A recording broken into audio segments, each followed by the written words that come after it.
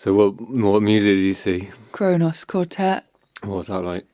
It was very good. What was But good? it's a bit later than I'm used to being out. Ah, well, good for you. What was good about it? Wow, the sound. Why? Because they've just redone it and it was all wood. So it's just good sound. You love wood, don't you? I love wood and brick. You're obsessed with wood. Wood and brick together. Yeah, It's does great. that just It's my favourite blow your mind? thing. Yeah, because there was a guy talking about the bricks. And Yeah, every brick had been handmade to be different different bricks.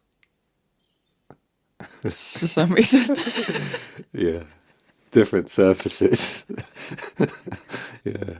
So, yeah, it was really great. Yeah, they're a great quartet. 50 years they've been playing. 50 years. It's amazing. Yeah, really amazing. Got some Steve Reich. Steve Reich. Yeah, love it. Realised I've been pronouncing his name wrong all this time. Yeah, same. Yeah, beautiful. And the Jalen was really interesting, which is like a dance music thing for those of you that don't know.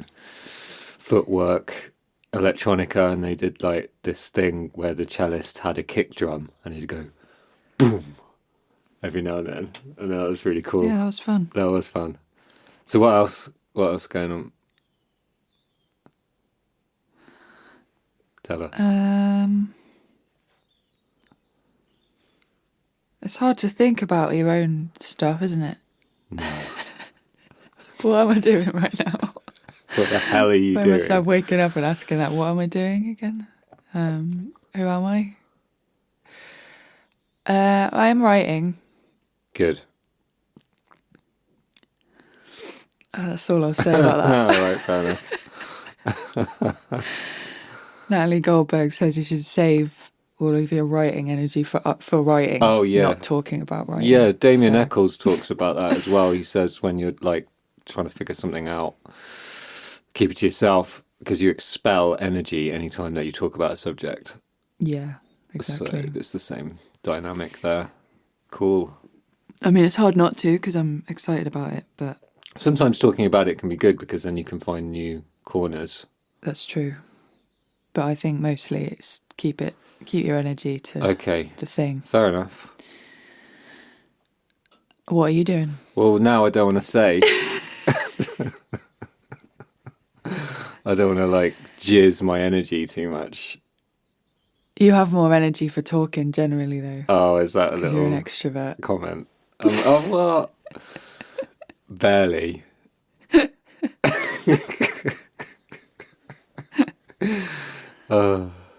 Yeah. I've just been conserving my energy.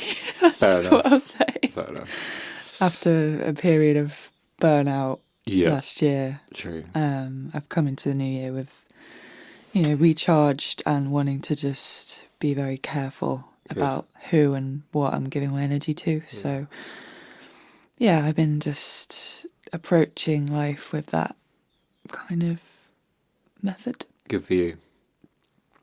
But it feels great to be writing. Yeah, me too. Yeah, it's been amazing. It's like all I want to do at the moment. Same. And it's nice when you're in that place. Definitely. Yeah, I've been trying not to get too obsessed, which is hard. Really hard.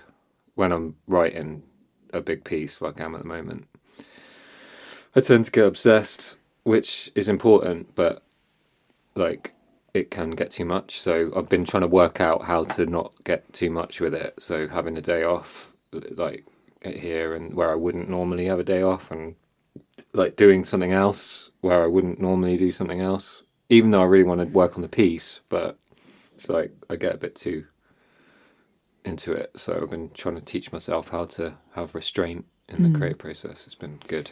Yeah, those days where you're not working on it are as important Yeah. as the days where you are, because then you can come back to it fresh and see new things in it. Fresh. Nice one. So what we got today?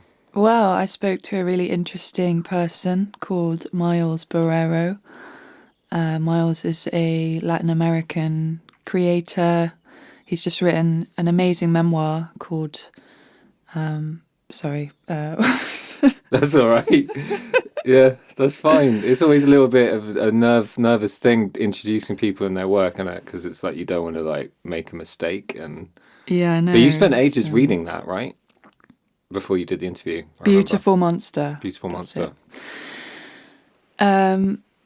So yeah, amazing conversation. I could have spoken to Miles for hours actually about these subjects. I'm really interested in the way trans people and queer people are represented in stories, and I think stories are just super important in how they represent people and things and concepts. And it's a subject that is just very dear to my heart and fascinating to me, and I have a lot of passion for it. You know, it's something that comes up a lot in my own writing actually. My own non-fiction writing is just looking at how characters have shaped me, you know, characters in stories, in movies, TV shows, books, have shaped my own beliefs and have shaped my opinion of myself. And we talk about this a bit in the interview, you know, when you first see yourself represented in stories and what that means. So yeah, we talked about that, and we also talked about Miles's inner journey as well.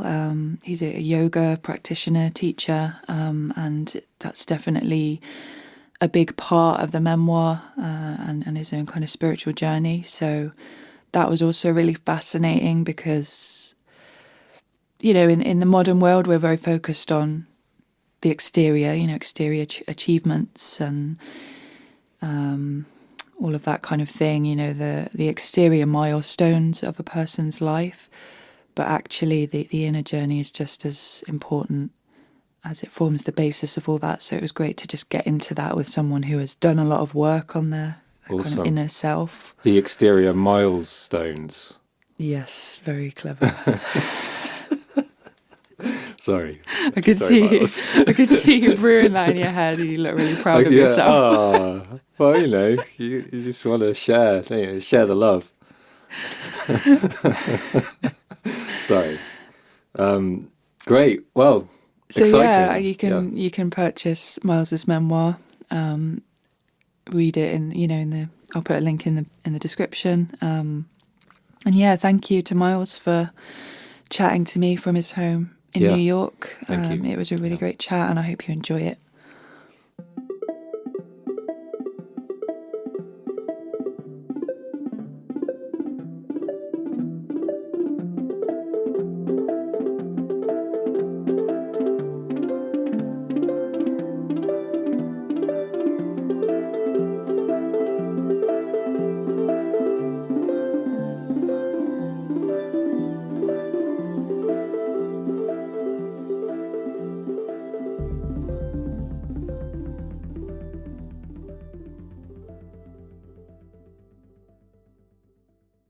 I had written a blog for, I think, something like 12 years.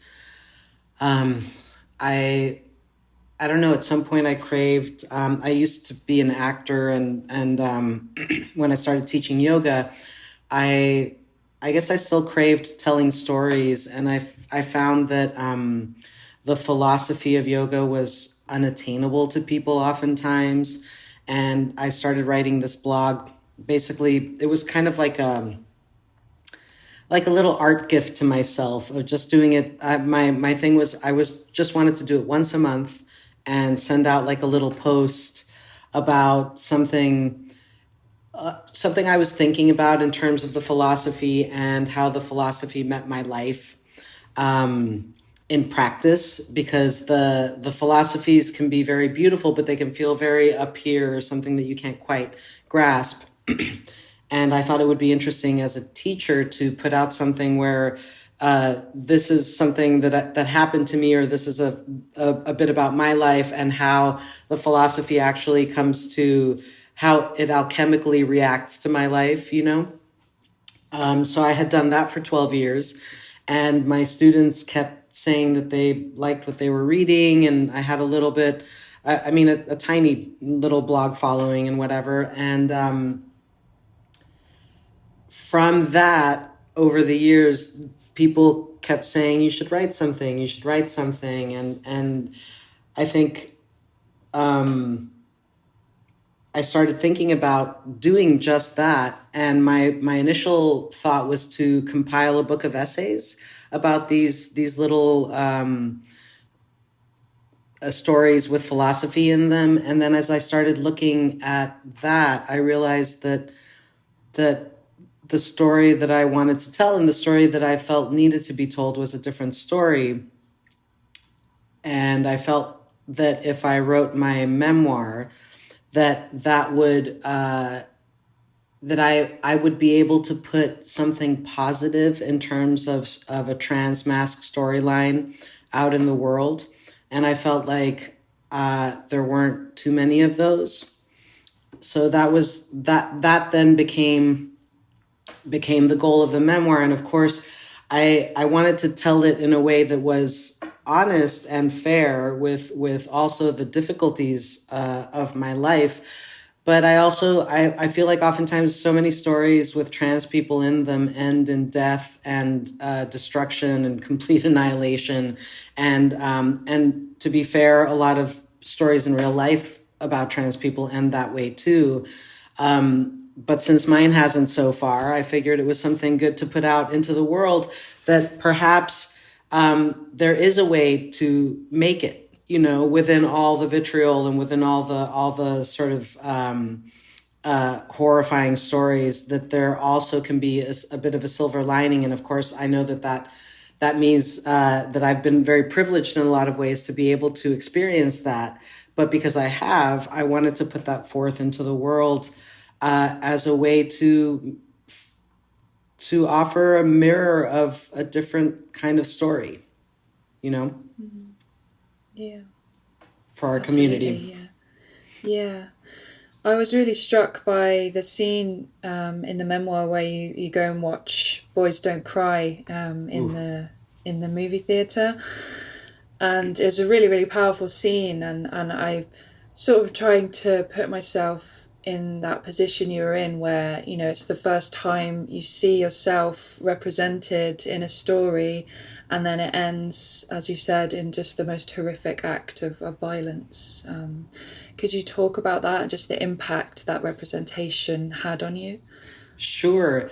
I think part of why it's even more horrifying, that particular scene, is because it was unexpected, in the sense that I think transness is, because I didn't grow up with any sort of vocabulary or any sort of images or anything attached to transness, really. It was surprising.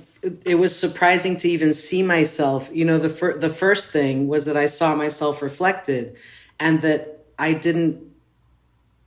That was a new feeling.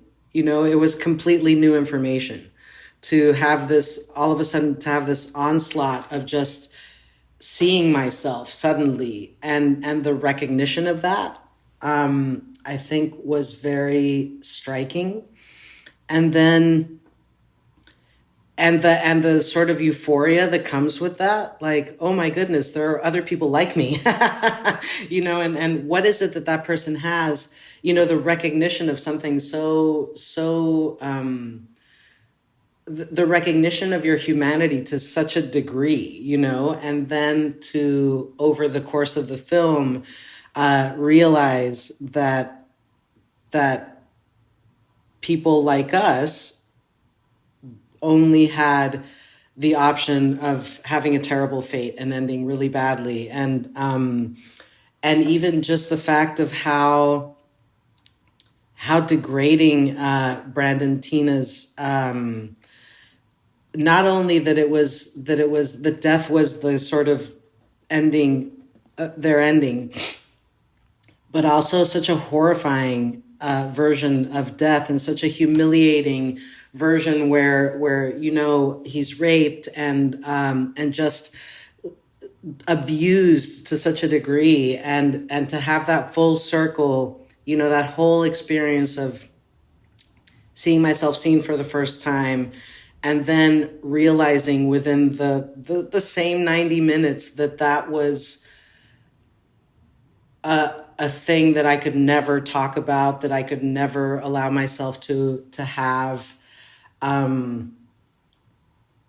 Well, to be honest, it was so intense that I think I buried that somewhere very deep inside myself. And I literally didn't think about it or relate to it or talk about it pretty much until I was writing my memoir. And I remembered, being in the theater and having that experience. Yeah, it's so interesting, how we get our cues from the outer world, and that cue was so severe that I just realized I could never really talk about or that it had to be a secret for me. And I think because not only from the outer world, it kind of became almost like a secret from myself. I mean, I think at that point I knew I had recognized something, and then I feel like my life in the past was made up of all these tiny, tiny little recognitions that were like breadcrumbs. And that was one of the breadcrumbs. But the breadcrumbs kept coming back with feedback saying, that's very, very bad, so you should never allow this to actually exist. And so it took many of those breadcrumbs, until I was able to start to even imagine what it would be like to allow some of that, to open that up a little bit and allow some of that to be maybe even seen or even felt. Yeah, it's an interesting, it's oof, I don't know, that moment in the theater still brings me chills, because I can imagine it. I can remember it so viscerally. It's such a horrible first encounter with my own way, that and I know like the other sort of encounters, like I think if I think back, for example, I think of that Silence of the Lambs, and oftentimes trans people talk about that as one of the first visuals of someone like them, but because I'm not trans femme, I didn't really, when I watched Silence of the Lambs, I didn't kind of see myself there. You know what I mean? So Brandon Tina for me was the first time that I actually saw myself represented. Yeah. Yeah, wow. I mean, what a deep experience for you. It sounds like it traumatized you in some ways, as much as it kind of opened you up a bit as well to the possibility. I guess in terms of, comparing it to Silence of the Lambs, at least Boys Don't Cry, is a sympathetic portrayal of a trans person. It's made with a lot of beauty and sympathy and empathy, and yeah. So I guess there's that it has going for it. Whereas if you're watching Silence of the Lambs and you're just the villain, basically, a sick, twisted serial killer. There's no redeeming quality to it, for sure. Yeah, exactly. Yeah. And do you think there's a difference there then with the way that trans femmes are represented and the way that trans masc storylines are represented? Do you think there is more empathy just in your experience of kind of the stories that you've digested? That's an interesting question. I'd have to think about that. My gut response is yes. I definitely think there's a difference. And I think being trans femme is much harder than being trans masc. I mean, I think trans femmes have it much harder, and also the death count on trans femmes, especially of color, is much, much higher, like to a disproportionate degree. And yeah, I think probably in the media, they are villainized without any, without too much dimension. I mean, I'm not exactly sure because I hear that from sort of I've heard that when there have been studies made, oftentimes like transmasc stories, there are fewer transmasc stories. But my guess is that yeah, that they're definitely not as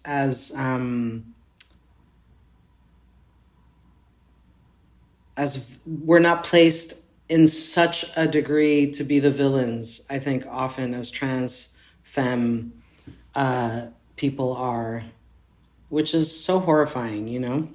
And it does everyone such a disservice.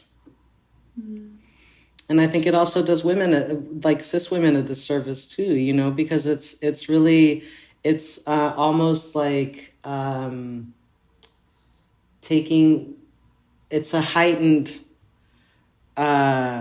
attack on what the qualities that are seen as female are, you know? Yeah, that's interesting. It does a disservice to everyone, really. Have you, to me, it feels like there's been such a big change, you know, recently over the last 5 to 10 years in you know, representation of trans people in stories, in, you know, mainstream media. Have you noticed that change, and has it impacted your life, do you think? Yeah, absolutely. I mean, first of all, there's a lot more. Yeah, I can't even describe how awesome it is to just have more variety of ways of being, and it just, you don't feel like an alien, you know? And I still feel like there's a lot of work to be done and a lot of groundwork to be done. Even though people are trying to give us better stories and better storylines, oftentimes they can't because there's such a backlash, and so even when they do good work, you know, then the series doesn't make it. It doesn't get a second run or whatever.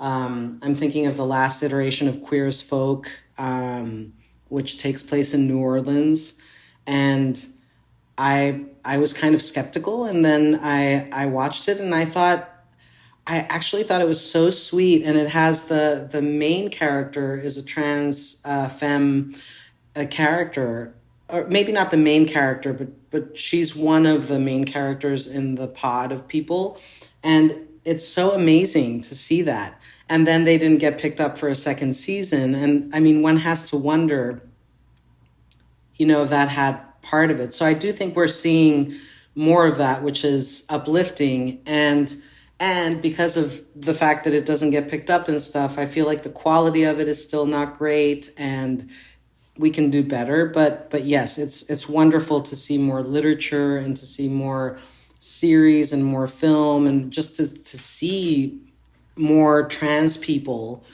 in the public eye, because then I feel like it just makes you feel like there's more variety, like there are other options, you know? Yeah, and I guess especially for young people, you know, growing up and coming to the realization of who they really are, and then having that representation, you know, compared to, you know, when you were just finding those breadcrumbs of, you know, tiny breadcrumbs that took a very long time. Hopefully now it would be a more kind of expedited experience where you can actually see more of yourself in those stories. Yeah, and you can just be yourself quicker, I guess, or I don't know, I don't even know if that's a goal necessarily, but you can just you can sort of get there. You know, it took me 40 years, but maybe it won't take it. Well, it doesn't seem like it's taking kids these days 40 years, which is amazing. You know, they get to have, they get to sort of experience the world from the their center much more efficiently, I guess. Yeah, I like that. That's a nice way to put it. One thing I was really interested in, actually, is this idea of, you know, the way that we present our gender being a social construct. And you kind of explore that a bit in your book, but this idea of gender as as energy. And there's this one quote that I had to underline. It stood out to me so much. You said, "I'm not abandoning my womanhood, rather I'm expanding its container to allow for my masculinity." I just think that's such an interesting way to put that, and to look at your journey through the spiritual lens and in terms of internal energy. Could you expand on that a bit more, and what you meant by that? Sure. I think that comes out of an argument that my sister, who studied with the, I guess, second feminist wave, second wave feminists. She always, or she, at the beginning when I came out as transgender,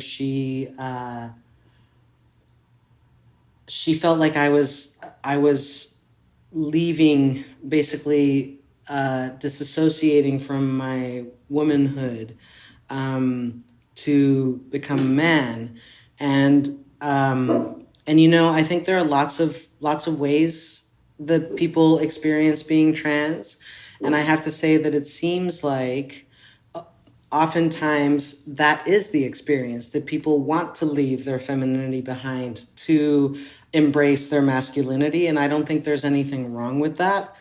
For me, it's been different because I lived my life as a woman for 40 years. So there's no world in which I can be any different than what I am. You know what I mean? Like after living in the world for 40 years, there's no taking the girl out of the boy. You know what I mean? And it's not something that I've been particularly, that I've felt a need for or been interested in. I was just, for me, it was more that I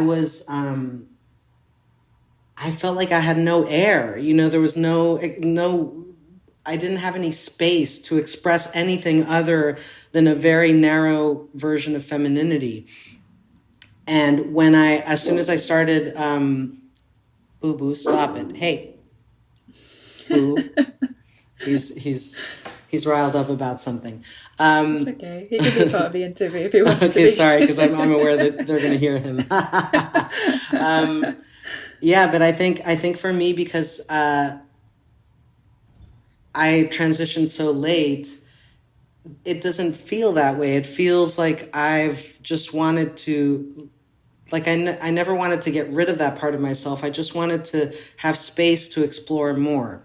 And it's funny because now that I'm sort of deeper into my transition and my masculinity, I feel like my femininity now can have space. I feel like when my masculinity was being squelched, my femininity was also being squelched. And now that I have room to express my masculinity, now I feel a lot more open and willing to explore my femininity within that, because it's that feeling of being, stuck against a wall, pitted against a wall that doesn't feel good. Once you don't have that pressure, then it's kind of like, well, you can be whatever and it's fine. So now I'm not even that married to masculinity or femininity. I consider myself more I definitely consider myself non-binary within that structure. So it's just interesting. I think that that's something that affects, obviously it's affected me to a heightened degree, to the point where I have been willing to explore that. But I would venture to say that most people, probably feel squeezed to some degree by their gender, and they either just cope with it, or it's not that big a deal, or, but I think the binary is so limited and so narrow that it doesn't give anybody any room. You know what I mean? And so the exploration of what's happening now with gender and stuff like that is really, I think, an attempt to free us from that, so that we all can have a little bit more space, and so that we don't die within these boxes that just feel narrow and maybe don't have as big of an expression.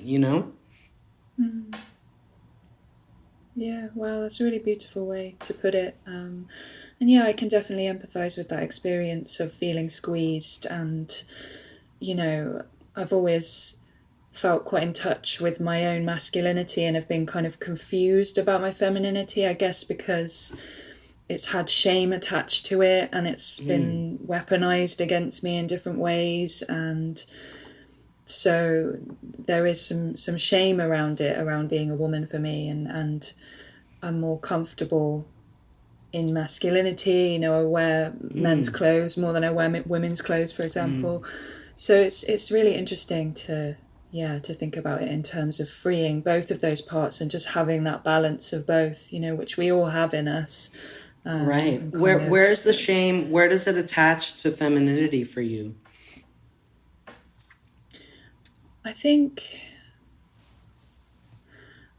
maybe for me, as I was growing up, like through my teenage years and early 20s, I was presenting as very feminine. You know, I was wearing heels and short skirts when I, you know, would go on nights out, and getting attention for that aspect of myself. But it wasn't me. It didn't feel like who I really was. It was just something I was doing to kind of fit in with other women that I was friends with, and to present in a way that I thought other people wanted me to present as. And as I've got older, I've just got further and further away from that. And now even the thought of wearing a pair of heels is just disgusting to me. So I think I think there is a part of me that wants to know how to express the femininity, you know, without that shame. Yeah, and without the performance, perhaps, you know, like what does it mean? What does it mean to be feminine from the inside out, not from the outside in? You know, like what is the actual feeling and expression of that, as opposed to the superimposed kind of expression of that? I really can relate to what you were saying in terms of growing up in Latin America and femininity being very, very particular and very rigid and very narrow, and feeling also like, you know, a way to survive, to fit in, was just to do that, to play that part in order to be able to exist. And of course, as I sort of moved to the States and had a little bit of space and whatever, I let go of that. But yeah, it's so refreshing to be able to just I don't know, to not have to act those things out. So do you think if you'd stayed in Latin America, you would have had a different journey? Maybe you know, you wouldn't be who you are today. No, I think I would have always been who I am today. It might have taken me another 40 years to figure it out. But maybe not. Maybe not. I mean, it's strange. Colombia is so progressive in some ways, and it's so not progressive in some ways. And the LGBTQ plus community there has grown tremendously. And now there's a big trans and non-binary community there. So perhaps it would have found me anyway. I think the thing that would have been really different is that having space from my family really gave me space to have the bravery to transition. I think that if I had been there, it would have been really scary, because in Bogota, I think because of everything that happened with Escobar and all the terror, like the terror that we all grew up with, the social circles are very insular. And so and because Colombia hasn't had a lot of tourism up until recently, and it's just been Colombians living in Colombia pretty much. You know, it's very old families that have known each other for long periods of time. And I think it would have been hard for me to feel like I was an embarrassment to my parents or to feel like I was breaking their hearts in front of everybody else. I think being a little bit removed where I lived somewhere else meant that at least that would only happen in the times that I came home. You know what I mean? That would only be, it kind of was only present at very small junctures, even though obviously I am who I am and whatever, but it was like out of sight, out of mind. So I think that really played a big role for me in terms of just allowing me to get to the point of being like, okay, this is what's happening and I'm going to move through with it, you know? Yeah, I get that. It seems like, it was quite a journey for your parents as well, coming to this place of acceptance, and there were moments in the book where, I found it quite hard to deal with. For example, you coming out as queer to your mum on the phone and her just kind of ignoring it and just greeting it with silence, and this shame around it, this unspoken shame.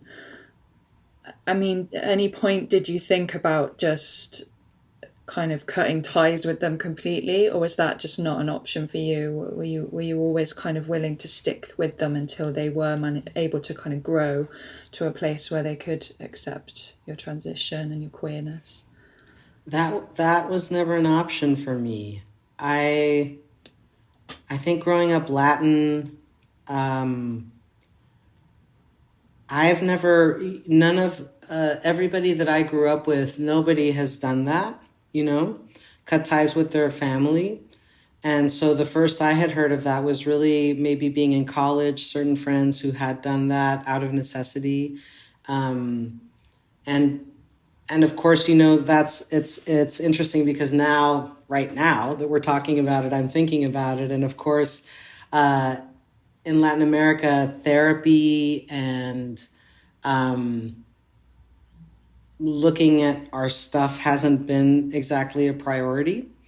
And I feel like that's delayed. It's like in the States now, that's sort of a common thing. Like therapy is talked about, even like now, like men are starting to talk about it and stuff like that. But in Colombia, I feel like that's still it's a delayed reaction. Like it takes time for things to move down there. And yeah, I mean, I guess I could have possibly thought about it. I mean, and uh, and maybe things would have been different and easier, but I never did. I never thought that was an option for me, which I actually am happy about because I also feel that having to weather that with them has made me more patient and has made me more compassionate. And it's not that, and just for me, I'm not saying that all trans people should be this way or that that's even, I think that abuse is something that one does not have to sit through if one can get out of it. But I do feel that oftentimes people change is hard. It takes time, and sometimes you have to walk with people through the really weird, horrible parts. And I do feel like my family, even though there were some bad moments, um, I always felt that, or I feel now, I guess maybe in retrospect, that it was because we didn't have the language and we didn't have a better way. It wasn't because there wasn't the willingness there. I guess if I had felt, I mean, they haven't always been willing, but I felt like ultimately the love was bigger than the fear and the whatever else was there. So I could work with it. I think maybe if the love hadn't been bigger, then maybe I would have had to make different choices. Do you know? So I think that made me more patient. And unfortunately, I think being trans is an exercise in patience. I mean, I think if I think it would be very easy to be impatient with pretty much everybody, and then I wouldn't have anybody left. You know, it's like even the most well-meaning of my friends and people in my life sometimes have made mistakes, and I think part of what makes us, I don't know, part of loving is the ability to recognize a mistake, take responsibility for it, and be better. You know, and so I do feel like my family has met me in that way. And also, I have to say that I think one thing that's really challenging for parents is when they don't get to see you and move through something with you. I think it's much harder for them to envision it. And that happened with my queerness and also with my transness, because I was away from them when I figured out that I was queer, and I was away from them when I figured out that I was trans. And so they didn't really get to go through that journey with me, which I think really makes it like a million times more scary, because it's kind of like your kid is going through this thing and they don't even know what that is. And then they don't get to kind of envision the day to day. So it becomes like this big monster, this behemoth. And I think I realized that during the pandemic when I started teaching my mom yoga 3 times a week with all of her friends. And she was seeing me on Zoom. And I came into the pandemic female presenting, and I came out of the pandemic male presenting or male reading, you know? And so she got to be with me throughout that part where I was sort of physically changing kind of in front of her eyes. And I think that made it less scary, you know, and that really changed our relationship. I think the fact that we were seeing each other much more often and having those exchanges. Yeah, but I don't think that's not the right decision for everybody. And I definitely don't think that when you're dealing with abuse that one should stay for that, you know, if you can help it. Yeah, I love what you said about the love being bigger than the fear, and that you could feel that, you know, it was a kind of intuitive sense maybe that you could sense that was the right thing for you. Do you think your spiritual work, you know, in your yoga and the kind of inner journey that you were going on enabled you to be more patient with them and have more of an open heart? Yes. And I also feel like something that yoga gives you that's really powerful, or that it's given me that's really powerful, is an ability to be with my own backbone. And what that means for me is I guess it's a version of being with my own center, like being integrated or coming from my own deepest place. So I feel like it's enabled me to not take as personally everything that happens around me. I usually see it more as a reflection of people's own stuff. I sort of don't take it on as personally. And that has really helped, you know, because I think through yoga, I've kind of learned that we're all in our own muck, and oftentimes what we're experiencing and expressing is our own muck. You know, it's like we see the world as we are, not as the world as it is. And that has helped me just, I don't know, not take people as personally, and also have a little bit more space and room for the fact that they're all in the middle of their own shit, you know? Wow, yeah.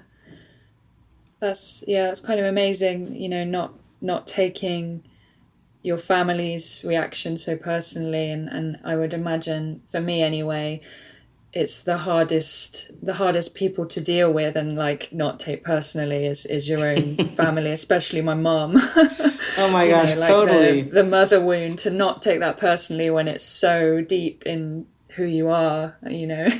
Well, it hasn't been easy, but I also wonder if that's because I have have always been a boy inside. That I perhaps like look to my dad more for cues, maybe. And so I didn't, I mean, I've always had a more intimate relationship with my mom, I would say. But I think that something, I don't know, it's just, I didn't, like, I see in my sister, for example, she takes things very personally. And for me, I have a little bit more distance, and I don't know what that is, where that comes from. If it is from the yoga, or if it is maybe just more from feeling like I was a boy the whole time. And I mean, I see this in my guy friends too, that they just have a little. They don't take things as personally, which also oftentimes means they can't go as deep. I find also like those things, like their social emotional ability sometimes is impacted by that. But I don't know. I just, I don't know. There have been moments, of course, where I have felt I have taken it personally. Like when I sent my family the letter telling them that I was going to transition, and my dad took a week to reply, and his response was, I'm terrified for you. Like, I want you to do this because it seems like it's the right thing for you, but I have to say this feels extreme and terrifying. That really was very shocking, and I felt like it was like a rug being pulled out from under my feet. But I think also the experience of being trans and having to, at every step along the way, it's like you're affirming who you are, because you have to get to a place of bravery when you can take that tiny little next step. And I do think that that's a really cool practice that makes you perhaps different and perhaps more resilient than other people, because that ability to get to the point where you can have enough bravery to just take that tiny step. I feel like most people are not having to walk with such bravery. And so the more you do that, the more you cultivate it, so that even, I knew, for example, that my family, that it was going to be very tough for me to tell them that I was transitioning, that I was having top surgery. So I basically created a case for myself that was lock safe. Like I had the doctor, I had everything figured out, so that when I sent the letter, any questions that they had, I had answers to. I had tried to control all of the like anything that was a variable, to take it out of the equation, so that their fear didn't end up destabilizing my determination. But to get to that point, it takes so much preparation and so much, it's like you hear from Black people and from queer people and trans people and any kind of marginalized minority, right? That we have to be better than everybody else. We have to be so much smarter. We have to come more prepared. We have to, and in this case, this is like a little moment where you can see that, where I had to prepare so extensively and create like this bulletproof case, so that by the time they had their anxieties, I didn't have to take those on. And it didn't protect me from feeling stressed, but creating that bulletproof case did protect me from feeling so stressed that it would sort of kill my determination. Do you know what I mean? So it isn't that I have been immune to it. It's just that I have kind of put systems in place to be able to deal with their own craziness and not take it on as my own. Right. Yeah, how interesting. And it's interesting that you said you were sort of trying to control the situation by, trying to imagine everything they might say. And then I guess the instant you send the letter, it's letting go of that control and just... It's out of your hands. Yeah. I mean, was that one of the scariest moments of your life, would you say? Terrifying. It was terrifying. It honestly, It was so terrifying. And the thing that I've talked to with my sister about after the fact is that it was so terrifying, and I was alone. I didn't have anybody, I mean, I had my partner at the time, Caroline, who was amazing, and she was diehard, but I think she was terrified too. I mean, I think we were just holding on, and it was terrifying to get everybody's reactions, and to also to have to navigate when you're already scared, because you're taking this procedure that at the time when I had top surgery, there weren't that many doctors that did it here in the States. And all I kept hearing were these horrible outcomes of people having all these different kinds of problems with the surgery. So I'm already terrified, right, that I'm going through this procedure that I know feels extreme to a lot of people, and that in some ways is extreme. And I'm navigating the fear that anything could go wrong with it, and then the fear that everybody's terrified for me, and that if something goes wrong for it, I'm going to be the person who has to explain to them. It's like it's such a big pit of feelings, and it can be such a disastrous equation. And somehow we made it through. But yes, that was, I would say that is one of the most terrifying moments of my life, for sure. That and telling my family that I was gay, those were two of the most terrifying. It's a lot of emotions to manage, isn't it? As well as your own, Gosh. Totally. And when I came out as queer, I think I left more of an open door, which was not a good thing. And I learned from the first time, I was like, okay, I can't do that. So then when I came out as trans, or told my family that I was having the surgery, which I guess was my technical coming out as trans for them, I only told them. And I narrowed that doorway, because I was like, I can only handle so much. So the rest of the people are just going to have to get on board, no matter how they feel about it. Like my family, like if they start to notice changes, I don't care. Like they're just going to have to deal with whatever. They're just going to have to be like, oh, wow, what's up with Miles, but I don't have to, I'm not going to be the person to write them and explain them and walk them through it. They're going to have to walk each other through it. And I think making that decision of who were the essential people that needed to know, and narrowing it down was a really good decision. And I even had a friend at some point who said, but why do you need to tell them? Why do you even need to tell them? And it was an ex of mine, and I said, well, I have to tell them because they're going to see it. They're my parents. You know what I mean? And I don't want to deal with them ultimately feeling betrayed too.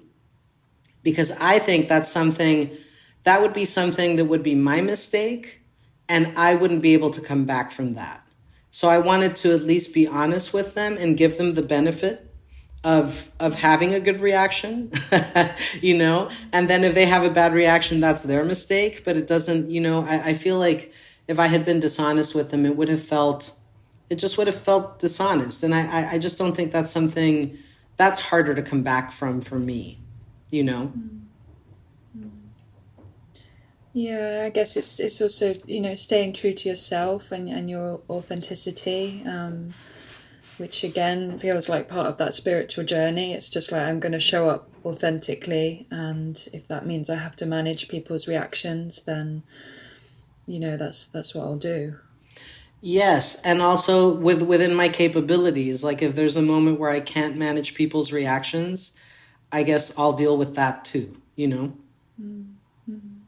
Yeah.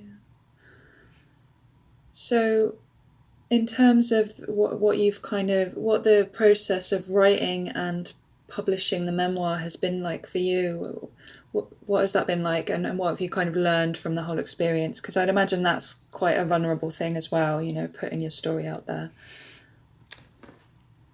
It has felt vulnerable, but I think there's been so much understanding and realization that's come from the process of writing it. I think before I started to sit down to write it, my past just felt like this scattering of just like a jumble somehow of how did I get here, you know? Because it took me so long to even start to realize that I was trans. Um, and then every little step to move a little closer to how I felt I wanted to live was such a Herculean effort, and it really all came from survival. There was no, there was it. They all happened because they just couldn't wait another minute. You know, it's like I literally. There was no space. It was all. It was literally like a 911 situation each time. And sometimes it happened at like one thing would domino and then everything, a bunch of things would follow. Like for example, I remember in 2012, I think perhaps, a yoga studio that I was working for shut down and I had to create a website. And at that point, I was going by Mila, which is how all my students knew me. But I had already, there's that scene in the book where, the yoga teachers are making out and all that stuff. That partnership, that person had already called me Miles. And I knew I had very recently, like a week before, learned that I really didn't want to go by Mila anymore. And I had this moment where I had to create this website. And I was like, but if I go by Mila, if I create it as Mila, then I'll be stuck with, I won't know how to change that. So I had to kind of just make a strong step in that direction and call it Miles Yoga or whatever I called it at the time. And that was kind of before I was ready, but it was like a wish for myself to expand into. It was more aspirational, I guess. And so sometimes things kind of caught me off guard in that way. And being able to look back at all those moments and and I know that this looking back of the book that you're reading is one telling of my story. Like all stories can be told a million different ways, and how we tell our stories matters because it impacts like who we are and how we function in the world. So I realized that this is only one telling of the story. But being able to go back and find those breadcrumbs and look at them, kind of like hold them up to the light and figure out what meaning they possibly could have or didn't have and how they amounted to something or didn't, was so wonderful for me because it gave me a sense of really understanding that this has been there the whole time. Because I think something that happens when you're trans and you're not feeling reflected in the world is this feeling that you're making it up, that there's something wrong with the way that there may be something wrong with your mind. It's like you're losing your mind to some degree because you're like, is it like, was it there? Is it true? Like, could it be possible? And being able to see the trail that those breadcrumbs left, even if it was like a very subtle trail, has allowed me to really be like, oh, that has been there all, like I have always been the same person. It's been the same person dealing with whatever social things are coming at them. You know what I mean? But it's the same person. And so that's been very, I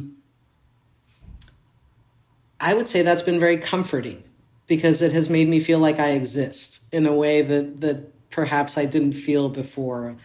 And then in terms of the publishing of the book, the actual like sort of nuts and bolts of making a hard, like an item,